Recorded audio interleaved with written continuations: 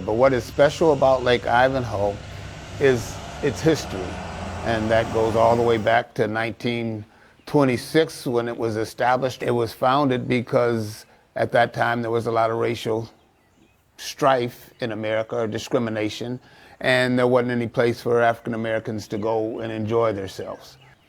It lasted, and then the Great Depression came in 1929.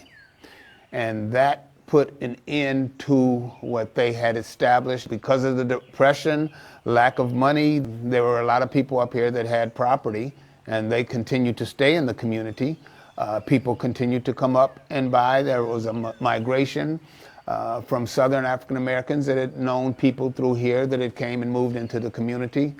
The 70s is when it stopped being a resort status, basically. And it ended up in 1966 or 67, 66 when I moved into the community. A friend of mine's grandfather brought me up here, one of my best friends, when I was probably 11 years old to fish. And I came home with the story to my parents that he brought us up there to Lake Ivanhoe, and it was African-American community at that time.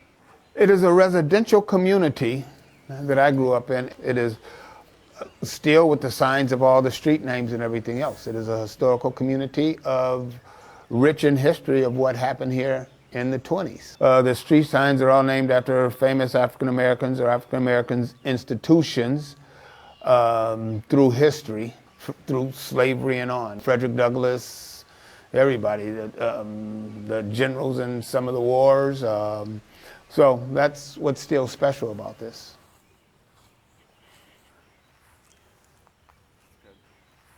Well, I only got one purpose, and it's basically to establish this in Wisconsin's history. It's the markers so that people can come up here. People travel around the state looking at Wisconsin's history, or any state that has its own historical society.